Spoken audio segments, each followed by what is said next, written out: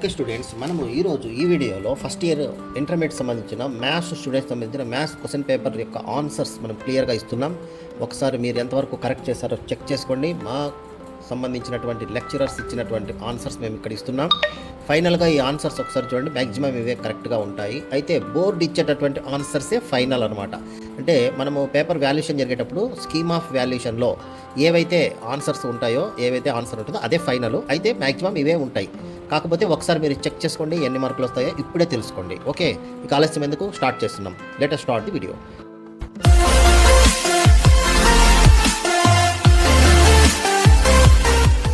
మొట్టమొదట మ్యాథ్స్లో 1 mark questions ఉంటాయి. సెక్షన్ ఏలో 1 మార్క్ క్వశ్చన్స్ తీసుకుంటే చూడండి, ఫస్ట్ క్వశ్చన్కి ఆన్సర్ వచ్చేసి ఆన్సర్ 1 అనమాట. దీనికి వచ్చేసి ఈ విధంగా మనం క్యాలిక్యులేషన్ అంతా చేసుకోవాలి. ఇది ఆన్సర్ ఇలా ఉంటుంది. సో కాబట్టి ఆన్సర్ 1 అనేది ఇక్కడ. నెక్స్ట్ అట్లాగే క్వశ్చన్ నెంబర్ 2 ఆన్సర్ వచ్చేసి చూసిన -15 ఆన్సర్. సో క్యాలిక్యులేషన్ ఇదంతా చూసుకోండి. ఆన్సర్ వచ్చేసి 2 అనమాట, అంటే -15. నెక్స్ట్ మల్టిపుల్ చాయిస్లో థర్డ్ క్వశ్చన్ తీసుకున్నట్లయితే దీనికి ఆన్సర్ 4 వస్తుంది.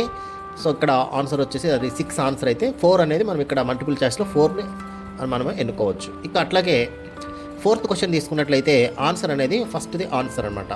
సో ఇది ఆన్సర్. అట్లాగే నెక్స్ట్ ఫిఫ్త్ తీసుకున్నట్లయితే చూడండి, థర్డ్ ఆన్సర్ కరెక్ట్ అవుతుంది. అయితే దట్ ఈస్ -3:7. అట్లాగే సిక్స్త్ క్వశ్చన్ చూసుకున్నట్టయితే ఆన్సర్ 4 కరెక్ట్ అనమాట. ఆన్సర్ 4 అనమాట, ఇది correct answer. That is 0.2. Next seventh question చూసినట్టయితే దానికి ఆన్సర్ C = ఈ విధంగా రావాలి, ఇది ఆన్సర్. సో ఆన్సర్ C అనేది కరెక్ట్. అట్లాగే ఎయిత్ క్వశ్చన్ తీసుకున్నట్లయితే ఆన్సర్ వచ్చేసి √3/2, ఇది ఆన్సర్ కరెక్ట్. అట్లాగే నైన్త్ క్వశ్చన్ తీసుకున్నట్లయితే చూడండి, ఆన్సర్ 3/2 అనేది correct answer. So that is 3/2. ఇక 10th క్వశ్చన్ తీసుకున్నట్లయితే ఆన్సర్ x - 2y + 10 = 0, ఇది ఆన్సర్ అనేది 10th క్వశ్చన్.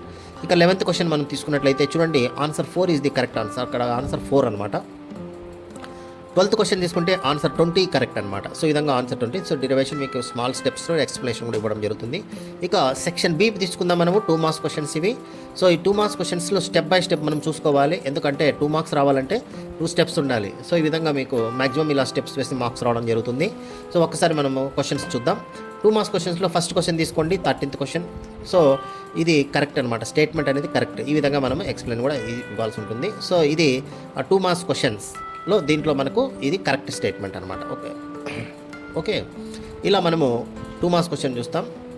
అట్లాగే 14th క్వశ్చన్ తీసుకున్నట్లయితే ఈ విధంగా ఆన్సర్ రాయాలి. P = Q. ఈ విధంగా మనము డెరివేషన్ అంతా చేసుకుంటూ రావాలి, క్యాలిక్యులేషన్ చేసుకుంటూ రావాలి, స్టెప్స్ ఉండాలి. ఓకే, ఇక 15th క్వశ్చన్ తీసుకున్నట్లయితే ఆన్సర్ ఉండి ఈ విధంగా 12π మనం డెరైవ్ చేయాల్సి ఉంటుంది. ఇది రేడియన్స్ని కనుక్కొని ఈ విధంగా చేయాల్సి ఉంటుంది. నెక్స్ట్ 16th క్వశ్చన్ చూడండి, ఈ విధంగా ఆన్సర్ రావాల్సి ఉంటుంది. ఇది ఆన్సర్ 16th క్వశ్చన్ అనమాట, 2 మార్క్స్ క్వశ్చన్.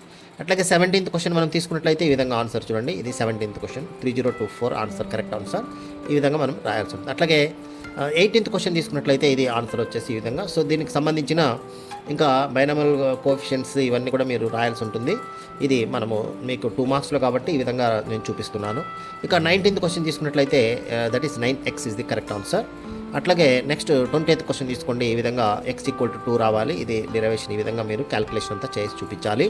ఇక 21st క్వశ్చన్ చూసినట్టయితే దట్ ఈస్ ఈ విధంగా రావాలి.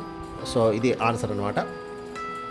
22nd క్వశ్చన్ కూడా ఈ విధంగా మీరు చూసుకోవచ్చు. ఇది మీరు 22nd క్వశ్చన్ ఈ విధంగా ఆన్సర్ రావాలి. ఇది ఇవే total 1 marks and 2 marks. Next మనము వెంటనే ఇప్పుడు నెక్స్ట్ 4 మార్క్స్ క్వశ్చన్స్ కూడా నెక్స్ట్ చూద్దాం. సెక్షన్ సిలో మనం ఇప్పుడు 4 మార్క్స్ క్వశ్చన్ చూద్దాం. ఫస్ట్ 4 మార్క్స్ క్వశ్చన్ మనం తీసుకున్నట్లయితే చూడండి, ఇక్కడ 23rd క్వశ్చన్ ఇది. దీనికి ఎక్స్ప్లెనేషన్ ఈ విధంగా రాయాలి. ఇది మనకు 4 మార్క్స్ క్వశ్చన్ అనమాట. ఈ విధంగా రాస్తే మీకు 4 మార్క్స్ రావడం జరుగుతుంది. ఇక నెక్స్ట్ 24th క్వశ్చన్ తీసుకున్నట్లయితే చూడండి, ఈ విధంగా 24th క్వశ్చన్లో ఈ విధంగా మనం ఎక్స్ప్లెనేషన్ ఇవ్వాల్సి ఉంటుంది. Okay, 24th question. ఓకే, అట్లాగే 25th క్వశ్చన్ యొక్క ఆన్సర్ చూడండి, ఈ విధంగా 25th question. Next 25th question తర్వాత నెక్స్ట్ చూడండి 26th క్వశ్చన్ చూడండి, ఇది 26th క్వశ్చన్ ఆన్సర్ ఈ విధంగా మనం రాయాలి. అట్లాగే 27th క్వశ్చన్ మనం చూసినట్లయితే ఈ విధంగా 27th క్వశ్చన్. ఇది 4 మార్క్స్ క్వశ్చన్స్ అనమాట. ఇలా స్టెప్స్ నీట్గా 4-5 స్టెప్స్ వచ్చేటట్టు చూసుకోవాలి. అట్లాగే 28th క్వశ్చన్ చూడండి, ఈ విధంగా మనము మొత్తం step by step problem solve చేయాల్సి ఉంటుంది అనమాట. ఇక నెక్స్ట్ 29th క్వశ్చన్ చూడండి, ఈ విధంగా రాయాలి. ఇవి ఆన్సర్ ఈ విధంగా మనము డిరైవ్ చేయాల్సి ఉంటుంది. నెక్స్ట్ 30th క్వశ్చన్ చూడండి, స్టెప్ బై స్టెప్ ఈ విధంగా రాయాలి. 30వ క్వశ్చన్. ఇవన్నీ కూడా 4 marks questions, minimum 4-5 steps, 5-6 steps వచ్చేటట్టు చూసుకోవాలి. అట్లాగే 31st అంటే 31వ క్వశ్చన్ మనం చూసినట్టయితే ఈ విధంగా ఉంటుంది. ఇలా 4 స్టెప్స్ అనమాట. నెక్స్ట్ 32 క్వశ్చన్ చూసినట్టయితే ఈ విధంగా మనకు ఆన్సర్స్ ఈ విధంగా మనం స్టెప్ బై స్టెప్ ఇవ్వాల్సి వస్తుంది.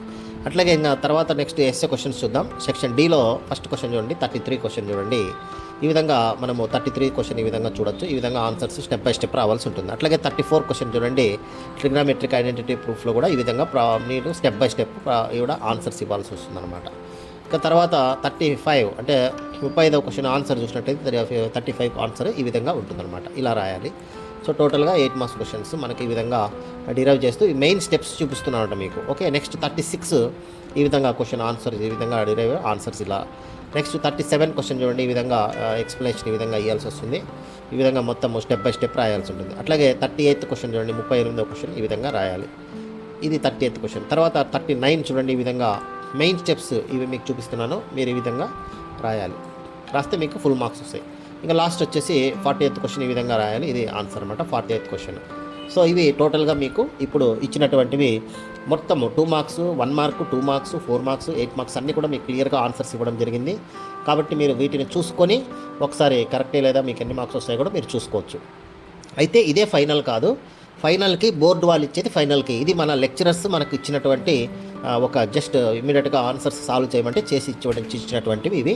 కాబట్టి మీకు ఒకవేళ బోర్డు వాళ్ళు కొద్దిగా మారచ్చు, మ్యాక్సిమం ఇలాగే ఉంటుంది, ఏదో ఒకటి అలా కొంచెం చేంజ్ అయ్యేదానికి ఛాన్స్ ఉండొచ్చు, లేదు ఇదే ఉండొచ్చు. ఓకే, ఎనీహౌ ఇది మీరు చూసుకొని మార్క్స్ కూడా మీరు ఎన్ని వస్తాయో మీరు గెస్ చేసుకోండి. Okay, wish you all the best. Next మనము వేరే క్వశ్చన్స్ కూడా ఆన్సర్స్ ఇవ్వడం జరుగుతుంది. ఇంకా ఈ ఛానల్ ఎవరైనా సబ్స్క్రైబ్ చేయకుంటే సబ్స్క్రైబ్ చేసుకోండి, లైక్ చేయండి, అట్లాగే షేర్ చేయండి. Thank you very much. Me valuable time మా వీడియోకి ఇచ్చినందుకు ధన్యవాదాలు. మీకు ఈ వీడియో ఉపయోగపడిందని అనిపిస్తే ఒక లైక్ కొడండి. మీ ఫ్రెండ్స్, పేరెంట్స్తో షేర్ చేయండి. మరిన్ని యూస్ఫుల్ ఎడ్యుకేషనల్ వీడియోస్ కోసం subscribe to Best Click content. మీ భవిష్యత్తు కోసం ఒక బెస్ట్ క్లిక్ చాలు. కామెంట్ సెక్షన్లో మీ డౌట్స్ లేదా టాపిక్స్ చెప్పండి.